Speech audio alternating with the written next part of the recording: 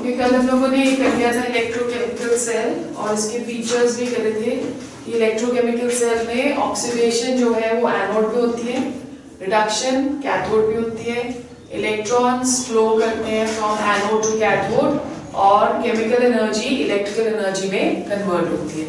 जो हमने कल सेल किया था उसमें दो डिफरेंट कंपार्टमेंट्स होते हैं।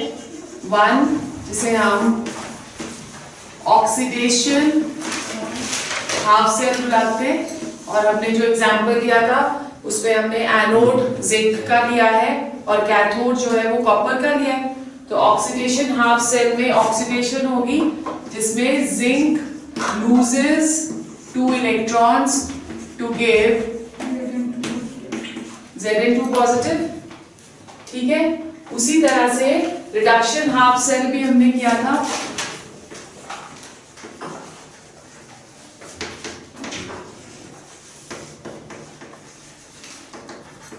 रिडक्शन हाफ सेल में Cu2 positive gains 2 electrons to give Cu। ये रिएक्शंस करे थे।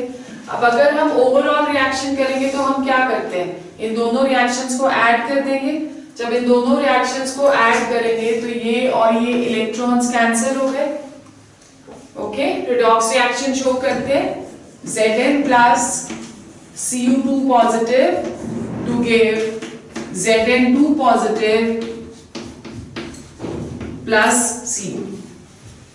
ठीक है, जिंक का ऑक्सीडेशन स्टेट इसमें 0, यहाँ पे ऑक्सीडेशन स्टेज 2, सो जिंक क्या हो रहा है ऑक्सीडाइज, और कॉपर का 2 पॉजिटिव ऑक्सीडेशन स्टेट और यहाँ पे 0, तो कॉपर क्या हो रहा है रिड्यूस। अब ये एक पूरा एक इलेक्ट्रोकेमिकल सेल है। इसे हम स्पेसिफिकली जब हम जिंक एनोड और कॉपर का कैथोड लेते हैं इसे हम गैल्वेनिक सेल भी बुलाते हैं। ओके, जब हम रिप्रेजेंटेशन इस सेल की करेंगे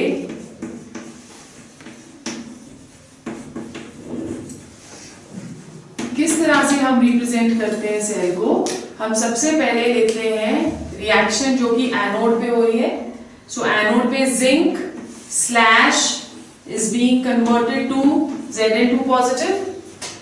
ठीक है, और उसके बाद सॉल्ट ब्रिज शो करेंगे बाय डबल स्लैश और Cu2 पॉजिटिव जो है वो कन्वर्ट हो रहा है Cu में। So this is how you represent any electrochemical cell.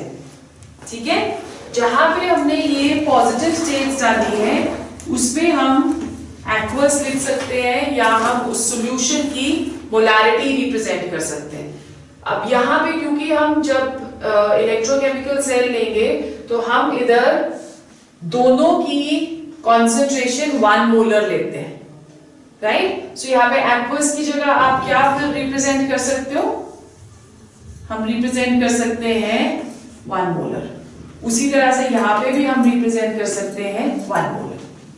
ठीक है, ये सॉलिड स्टेट में है तो यहाँ पे हम क्या लिखेंगे S, और कॉपर भी सॉलिड स्टेट में तो यहाँ पे हम क्या लिखेंगे S।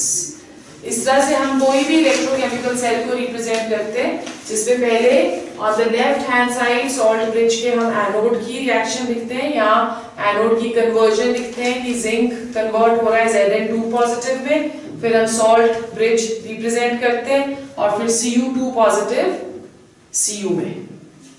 ठीक है, इज इट क्लियर? ओके, अब किसी भी एक आप कह सकते हो सेल में इलेक्ट्रिसिटी कब पास होती है, वो इलेक्ट्रिसिटी तब पास होगी अगर दोनों साइड एनोड और कैथोड के बीच में पोटेंशियल डिफरेंस जो है वो आप कह सकते हो कि क्रिएट हो। अगर पोटेंशियल डिफरेंस क्रिएट नहीं होता है तो इलेक्ट्रिसिटी पास नहीं होगी।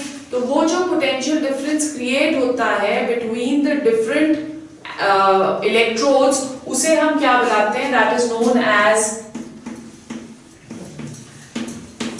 EMF of a cell, electromotive force, right. तो EMF of a cell हम कैसे कैलकुलेट करते हैं, E not cell that is equal to electrode potential of cathode minus electrode potential of anode. Okay, E cathode minus E anode. अब cathode अगर आप electrochemical cell देखो तो वो राइट हैंड साइड पे लिया जाता है, तो इसे हम कैसे रिप्रेजेंट कर सकते हैं? This can also be represented by E R minus E L. ठीक है, अब लेट्स अंडरस्टैंड कि ये पोटेंशियल क्रिएट कैसे होता है। उसके लिए हम एक एग्जांपल लेंगे, इलेक्ट्रोड पोटेंशियल कैसे क्रिएट किया जाता है या कैसे क्रिएट होता है।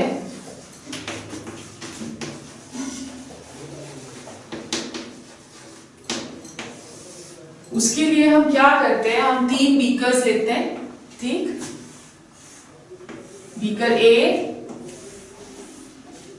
Beaker B and beaker C, और इन तीनों बीकर्स में हम लोग कॉपर सल्फेट की सॉल्यूशन ले लेते हैं, 1 मोलर कॉपर सल्फेट, और इसमें एक कॉपर की रॉड डिप कर देते हैं। ठीक है, सेम हमने इसमें भी करना है बी वाले में, और सेम हमको इसमें भी करना है सी वाले में। ठीक है, तो जब हम इसमें देखते हैं कि 3 डिफरेंट तरह की रिएक्शंस होती हैं, ये कॉपर की रॉड है, कॉपर क्या करेगा, अगर कॉपर लूज करता है इलेक्ट्रॉन्स तो कॉपर Cu2 पॉजिटिव स्टेट में कन्वर्ट हो जाता है। ठीक है, सो कॉपर यहां से लूज कर रहा है electrons, -2 electrons to give Cu2 positive. उसी तरह से यहां से सॉल्यूशन से जो Cu2 पॉजिटिव है वो वापस Cu बना रहा है by gaining those 2 electrons. Copper lose कर रहा है 2 इलेक्ट्रॉन्स, -2 इलेक्ट्रॉन्स, और ये हमें देता है Cu2 पॉजिटिव। ठीक है, उसी तरह से Cu2 पॉजिटिव गेन करता है 2 इलेक्ट्रॉन्स टू गिव Cu। अब इन दिस केस क्योंकि दोनों रिएक्शंस साथ साथ चली हुई है तो कोई भी पोटेंशियल डिफरेंस नहीं होगा between the copper rod and the solution, क्योंकि जितना Cu2 पॉजिटिव बनाता है उतना ही Cu2 पॉजिटिव 2 इलेक्ट्रॉन्स गेन करके वापस Cu बना देता है। ठीक है, सो ए में हमें दिखता है कि there is going to be no difference. Clear हो गया, और कोई भी पोटेंशियल डिफरेंस इसमें क्रिएट नहीं होगा। जब हम बी बीकर में देखते हैं तो बी बीकर में कॉपर जो है वो लूज कर रहा है electrons to give Cu2 positive. तो कॉपर क्या हो रहा है, ऑक्सीडाइज, बिकॉज वो लूज करता है इलेक्ट्रॉन्स, राइट। क्योंकि Cu2 पॉजिटिव इस पे बन रहा है तो इस वाले बीकर में पॉजिटिव चार्ज ज्यादा होने लग जाएगा, और पॉजिटिव चार्ज जब ज्यादा होगा तो कॉपर और सॉल्यूशन के बीच में एक पोटेंशियल डिफरेंस क्रिएट हो जाता है। ठीक है, सिमिलरली जब हम यहां पे देखते हैं तो Cu2 पॉजिटिव कन्वर्ट हो रहा है Cu में। ठीक, मतलब कि Cu2 पॉजिटिव 2 इलेक्ट्रॉन्स गेन करता है to give Cu, right. Clear हो गया, तो अब यहां पे भी क्या होगा, नेगेटिव चार्ज ज्यादा होने लग जाएगा क्योंकि Cu2 पॉजिटिव तो इलेक्ट्रॉन्स गेन करके कॉपर बना रहा है, तो जब यहां नेगेटिव चार्ज होने लग जाएगा अगेन क्या होगा, potential that is going to be developed. ठीक है, क्लियर हो गया, और इस पोटेंशियल डिफरेंस की वजह से जहां पे लूज कर रहा है वो इलेक्ट्रॉन उसे हम क्या बुलाते हैं, ऑक्सीडेशन पोटेंशियल, और जहां पे वो गेन कर रहा है इलेक्ट्रॉन्स उसको हम क्या बुलाते हैं,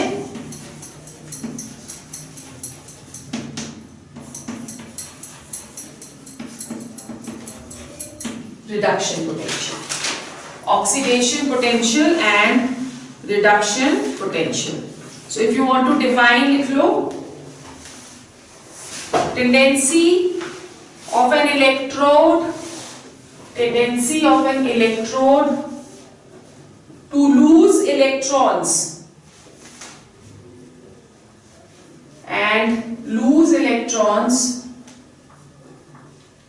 and get oxidized and get oxidized is called oxidation potential.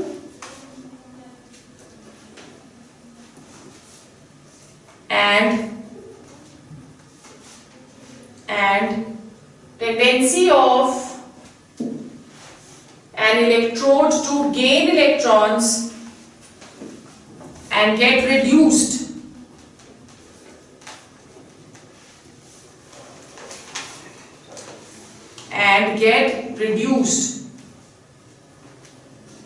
is called reduction potential.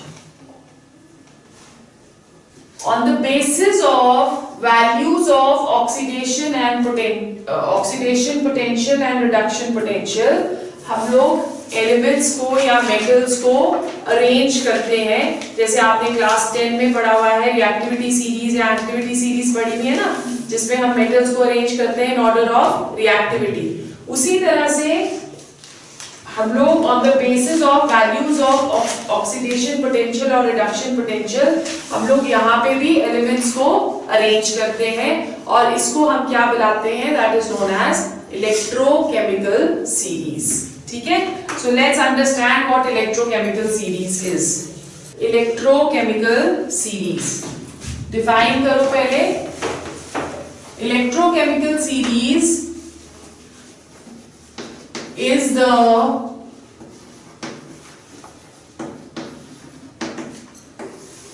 arrangement of elements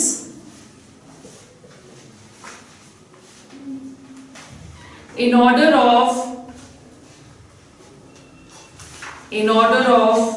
increasing reduction potentials. In order of increasing reduction potentials. ठीक है, सबसे नीचे सीरीज में आता है लिथियम. लिथियम का जो रिडक्शन पोटेंशियल है वो सबसे ज्यादा नेगेटिव है और रिडक्शन पोटेंशियल हम किस तरह से देखते हैं, it is given by E not और ये जो E नॉट है ये मोल्स में होता है. ठीक है, सो लिथियम का जो रिडक्शन पोटेंशियल है दैट इज -3.05.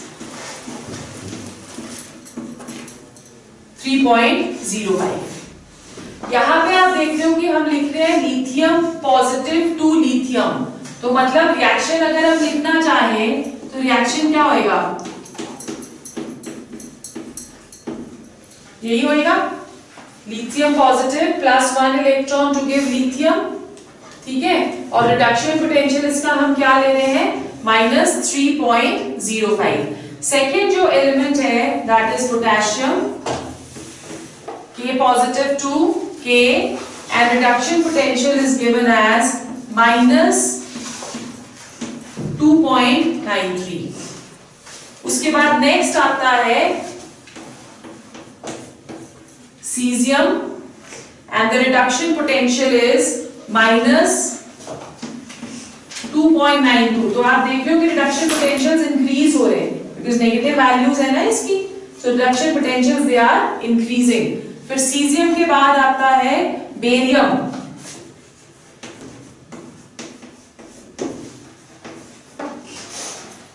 और इसका जो रिडक्शन पोटेंशियल है दैट इज -2.91. इस तरह से जो रिडक्शन पोटेंशियल्स हैं वो इंक्रीज करते चले जाते हैं और सेंटर में आ जाता है हाइड्रोजन. हाइड्रोजन का जो रिडक्शन पोटेंशियल है that is taken to be 0.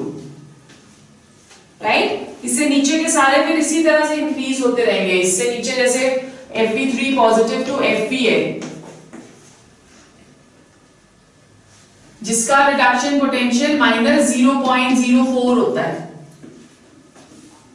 ठीक है, एंड इट इज सेड जो हाइड्रोजन से जितने भी नीचे हैं वो सारे रिएक्टिव मेटल्स हैं, वो सब उनकी सबकी रिएक्टिविटी ज्यादा है. जैसे लिथियम का रिडक्शन पोटेंशियल सबसे ज्यादा है, सबसे ज्यादा कि सबसे कम, सबसे कम है, तो इसकी रिएक्टिविटी सबसे ज्यादा होगी when we are talking of electrochemical cell.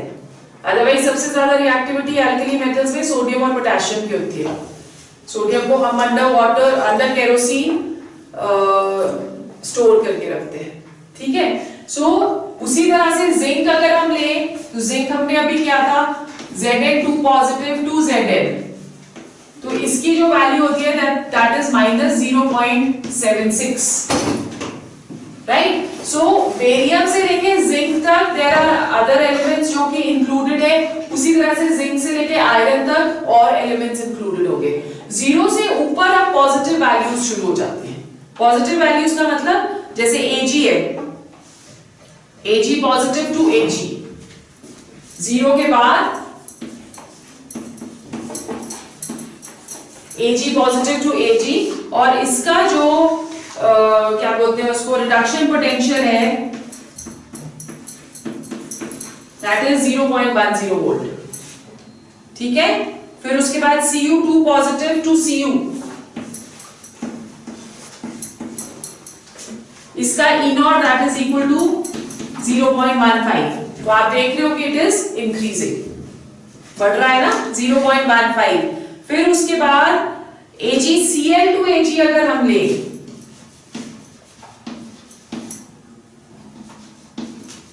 ये हमने AgBr टू Ag लिया था, वो AgCl टू Ag अगर हम लेते हैं तो वैल्यू कम्स टू 0.22, राइट। उसी तरह से कॉपर, पॉजिटिव टू कॉपर की जो वैल्यू आती है दैट इज इक्वल टू 0.34, 0.34, और top of the this thing is Cu2 positive to Cu ही लो इसको भी 0.34, राइट। इसमें जो आपका ये Cu2 पॉजिटिव टू Cu है, और इन दोनों में फर्क क्या है कि ये एक इलेक्ट्रॉन गेन करके Cu पॉजिटिव बनाता है, तो ये जो वैल्यू हम लिख रहे हैं Cu2 positive to Cu positive, इसकी वैल्यू 0.15 है, और अगर हम दो इलेक्ट्रॉन एक्सचेंज देखते हैं तो वैल्यू 0.34 है, ठीक है।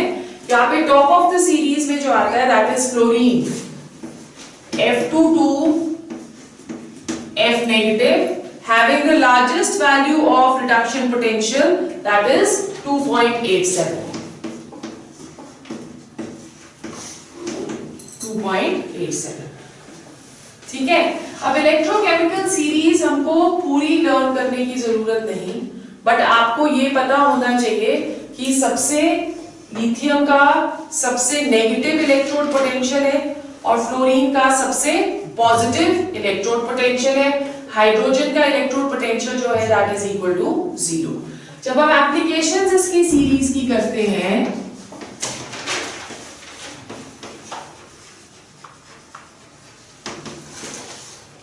एप्लीकेशंस, फर्स्ट एप्लीकेशन जो इसकी है, it gives us an idea about strength of oxidizing and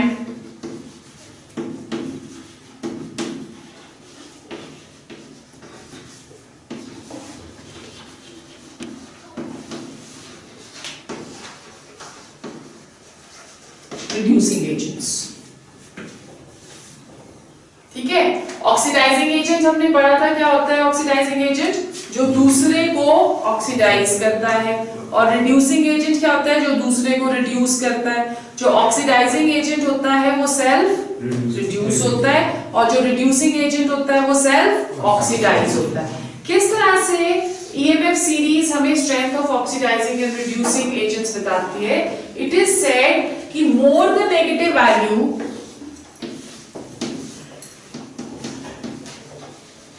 more the negative value of electrode potential, better is the reducing agent.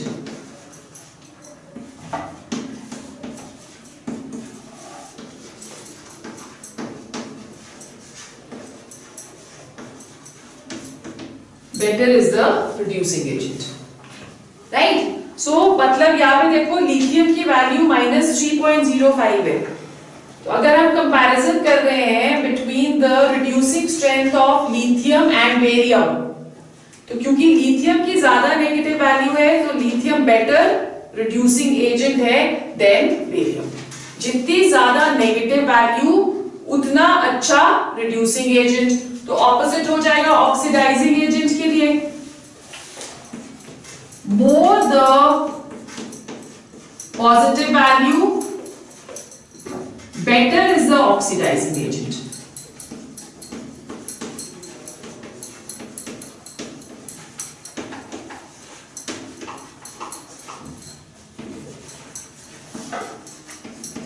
Better is the oxidising agent. तो fluorine की सबसे positive value है तो इसलिए fluorine best oxidising agent है और lithium best reducing agent है। 1 mark का क्वेश्चन ये आ सकता है। लिथियम जो है वो बेस्ट रिड्यूसिंग एजेंट और फ्लोरीन जो है वो बेस्ट ऑक्सीडाइजिंग एजेंट। अब हमने इलेक्ट्रोकेमिकल सेल किया जिसमें हमने जिंक और कॉपर लिया था। ओके, जिंक की जो वैल्यू है दैट इज -0.76 और कॉपर की जो वैल्यू है दैट इज +0.34। तो इसमें रिड्यूसिंग एजेंट कौन सा होगा? जिंक। जिंक हुआ ना रिड्यूसिंग एजेंट। तो अगर जिंक रिड्यूसिंग एजेंट है तो वो सेल्फ क्या होता है? ऑक्सीडाइज। तो उसमें हमने यही करा है कि जिंक को हम एनोड में लेते हैं। डिपेंडिंग अपॉन दैट हमको जो इलेक्ट्रोड है कौन सा इलेक्ट्रोड एनोड पे लेना है और कौन सा इलेक्ट्रोड कैथोड पे लेना है वो भी हमें इलेक्ट्रोकेमिकल सीरीज एक्सप्लेन करेगी। जो ज्यादा नेगेटिव वैल्यू वाला होगा उसको हम कहाँ लेंगे? एनोड पे। और जो ज्यादा पॉजिटिव वाला होगा उसको हम कहाँ लेंगे? कैथोड पे।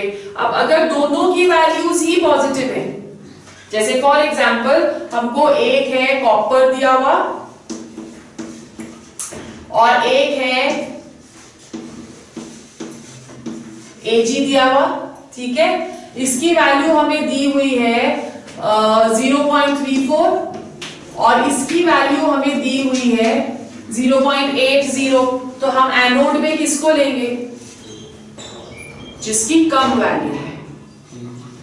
ओके, क्योंकि जिसकी कम वैल्यू होगी, जब दोनों की पॉजिटिव वैल्यूज हैं तो जिसकी कम वैल्यू होगी वो बेटर रिड्यूसिंग एजेंट होगा और जिसकी ज्यादा वैल्यू होगी वो बेटर ऑक्सीडाइजिंग एजेंट होगा। रिड्यूसिंग एजेंट खुद ऑक्सीडाइज होता है और एनोड में भी ऑक्सीडेशन होती है। तो हम इसको लेंगे एट एनोड और इसको हम लेंगे at cathode.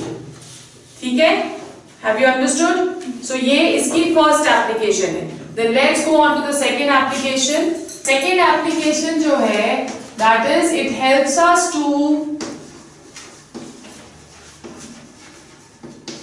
calculate the EMF of a cell.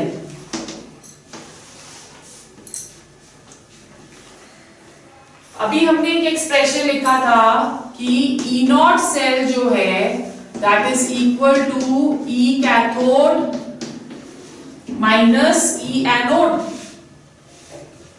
ठीक है। E cathode minus E anode. Cathode में क्या होती है? रिडक्शन और एनोड में क्या होती है? ऑक्सीडेशन। तो जो रिडक्शन जिसकी होती है वो सेल्फ क्या होएगा? ऑक्सीडाइज।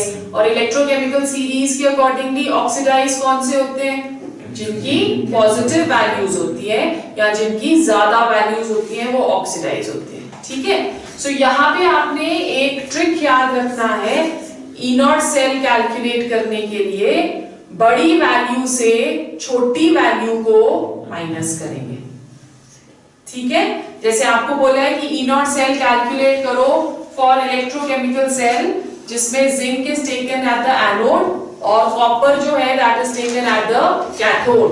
ठीक है, सो जिंक की वैल्यू उन्होंने दे रखी होगी हमें -0.76 और कॉपर की वैल्यू भी दे रखी होगी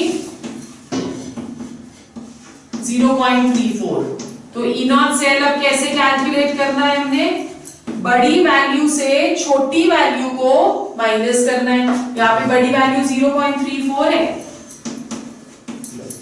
माइनस 0.76, तो ये कितना आ जाएगा? ये प्लस हो जाएगा 10 1.10, ठीक है, 1.10 वोल्ट। उसी तरह से उन्होंने बोला कि ई नॉट सेल कैलकुलेट करो फॉर अ सेल जिसमें इलेक्ट्रोड्स जो हैं Ag positive Ag which is given as 0.80, ठीक है, and Cu2 positive Cu given as 0.34। so अब क्या आ जाएगा E nought cell, E cathode minus E anode, बड़ी वैल्यू से छोटी वैल्यू को माइनस करना है। बड़ी वैल्यू क्या है,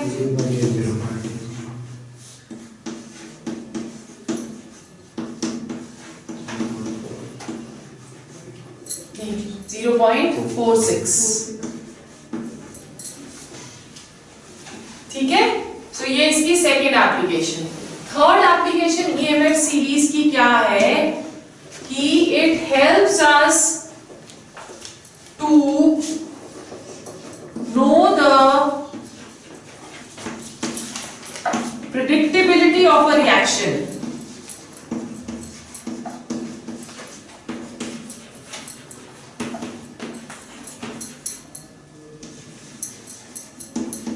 predictability of a redox reaction।